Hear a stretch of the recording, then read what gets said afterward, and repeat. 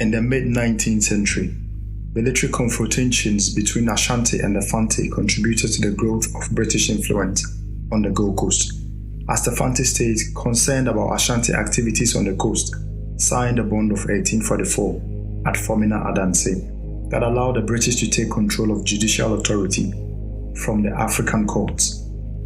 The Bond of 1844 was a peace agreement signed by Commander Hill on behalf of the British government and the people of southern Ghana. It was signed by 8 Fante chiefs who came from Masin, Denchira, Abura, Anomabo, and Cape Coast.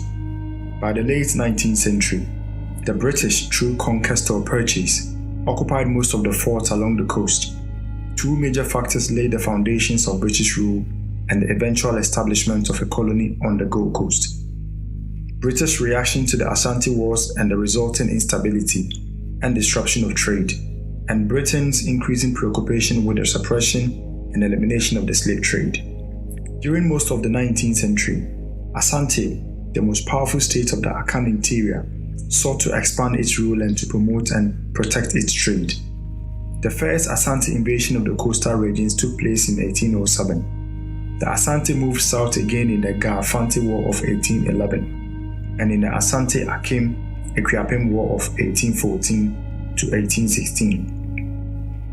These invasions, though not decisive, disrupted trade in such products as feathers, ivory, rubber and oil palm, and threatened the security of the European forts. Local British, Dutch and Danish authorities were all forced to come to terms with the Asante.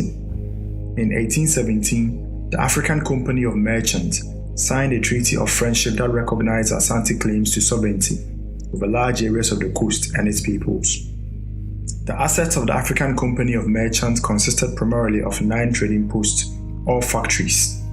They were namely Fort William, Fort James, Fort Sekendi, Fort Winneba, Fort Apollonia, Fort Tentunkeri, Fort Metal Cross, Fort Commander and Cape Coast Castle, the last of which was the administrative center.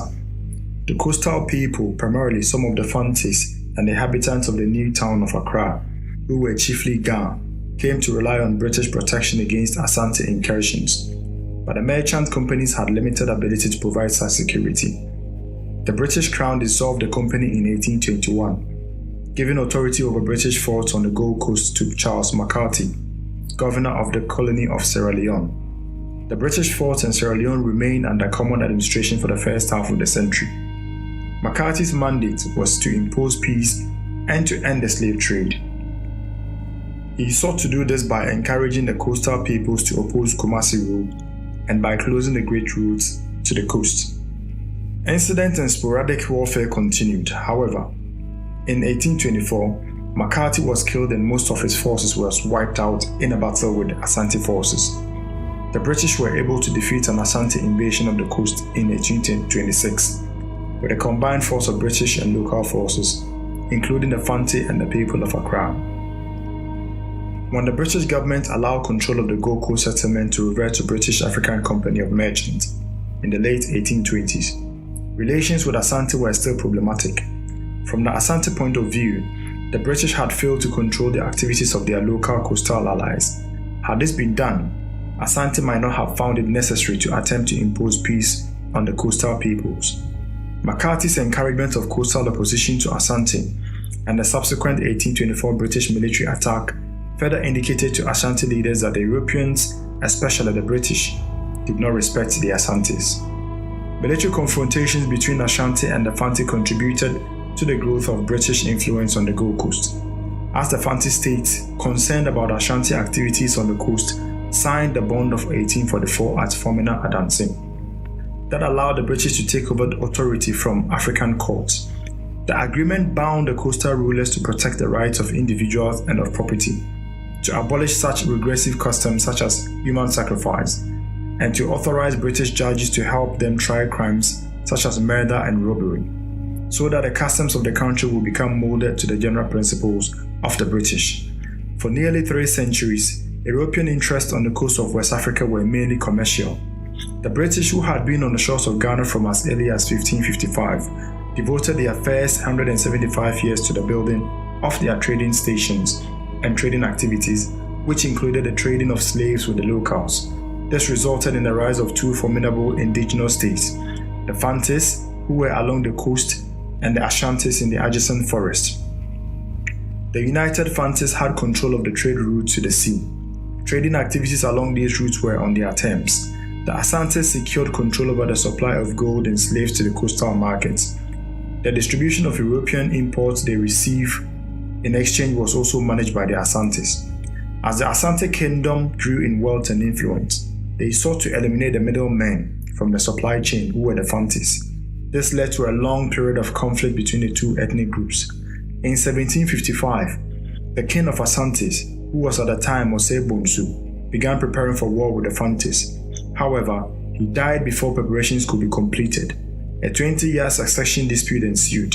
Eventually, Osei Kojo became the leader of the Asantes and carried out a series of attacks against the Fantis. By early 1806, the main Fanti army had been met and utterly subdued by the Asantes. The Asantes would then eventually have authority over some Fanti states. Political instability in the Gold Coast caused the British to abolish the slave trade in 1807. This was met with unfavorable response from the Asantes because this trade was the major reason for waging war against the Fantis at the time. It caused significant tension in Anglo-Ashanti relations. All attempts at peace were unsuccessful. A major consequence was that the Asante ordered Ashanti traders not to visit the forts in Cape Coast belonging to the British, but to only deal with the Dutch and the Danes. This made the British increasingly more concerned about Asante attacks on their coastal traders, as well as on the coastal ethnic groups. A select committee of the British recommended that measures needed to be put in place to ensure the safety of their people, and a new governor had to be appointed by the British Crown. It was also decided that a form of government over Cape Coast Fort should also be instituted. The Gold Coast settlement was soon placed under Governor of Sierra Leone, Sir Charles McCarthy, by 1821. He arrived on the shores of Gold Coast by 1822. McCarthy inherited a strong likelihood of war with the Asantes, but mistook it to be a local quarrel which could have no effect on the British at the time. He initiated policies unfavorable to the Asantes, which included forcing them to release the Fantis they had as hostage. Predictably, the Asantes later sought revenge. Ashanti armies marched southward early in 1824, and on the 21st of January, they met and defeated a small force under Sir Charles McCarthy himself at Adamanso. Sir Charles McCarthy was killed in action, with his skull used as a trophy of war. After this incident, the British decided to protect their forts and traders and leave the locals to their own devices, while the Asantes continued to wage war on the Fantis. Under Lieutenant Colonel Perdin, the British won a decisive victory against the Asantes at Akatamanso on August 7, 1826. This battle will be named the Battle of Katamanso. After this, the British tried to bring peace between the Asantes and the Fantis, but the coalition of coastal chiefs were unwilling to negotiate. The British merchant then formed an association or body to protect themselves and their interests. This led to a committee sending out Governor George McLean in 1830. By February 15, George McLean assumed the duties of the President of the Council of Merchants at Cape Coast. His major task was to ensure peace between the British and the Asantes, as well as the Fantis and the Asantes. He was able to build a cordial relationship with both parties and ultimately succeeded in bringing peace between all parties by 1831. This led to the expansion of trade and British influence. Peace with the Asantes also coincided with the work of missionaries at the time, which caused the building of schools, especially along the coastal areas. On the political front, the British government seized the opportunity to sign a political arrangement that extended British protection to the signatory Confederation of the Fantis in 1844. This would be known as the Bond of 1844.